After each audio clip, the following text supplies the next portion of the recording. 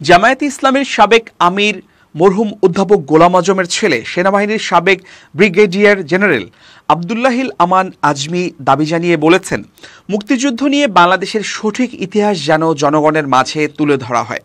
৮ বছর গুম থাকার পর সংবাদ সম্মেলনে এসে মঙ্গলবার জাতীয় প্রেসক্লাবের মিলনায়তনে আয়োজিত এক সংবাদ সম্মেলনে তিনি এ দাবি জানান। তবে আজমি সশরীরে সংবাদ সম্মেলনে উপস্থিত হননি। তিনি অনলাইনে ভার্চুয়ালি সংবাদ সম্মেলনে কথা বলছেন। আবদুল্লাহিল আমান আজমি বলেন, একটা যুদ্ধে কত মানুষ মারা গেলেন তার কোনো সঠিক সংখ্যা জাতি এখনও জানে না।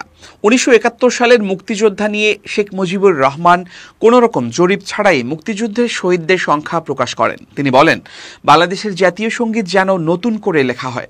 বর্তমানে যে জাতীয় সঙ্গীত আছে তা করেছিল ভারত। দুই বাংলাকে একত্রিত করার জন্য করা হয়েছিল এই জাতীয় সঙ্গীত।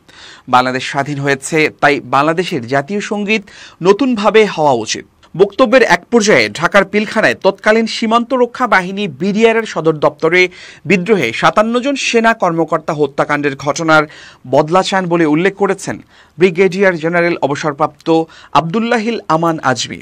তিনি বলেন, দেশের সবগুলো প্রতিষ্ঠানকে ধ্বংস করে দেওয়া হয়েছে। নতুন সরকার এই প্রতিষ্ঠানগুলো ঠেলে সাজাবে বলে আমি বিশ্বাস করি।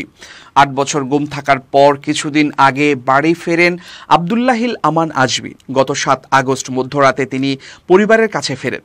২০১৬ সালের ২২ আগস্ট দিবাগত রাতে আবদুল্লাহিল আমান আজমিকে তুলে নেওয়া হয়। সে সময় জামায়াতে ইসলামীর পক্ষ থেকে বলা হয়, ২০১৬ সালের ২২ আগস্ট দিবাগত রাত ১২টার দিকে রাজধানীর বড় মগবাজারের বাসা থেকে সাদা পোশাকে আইন শৃঙ্খলা রক্ষাকারী বাহিনীর পরিচয় দিয়ে তাকে তুলে নেওয়া হয়।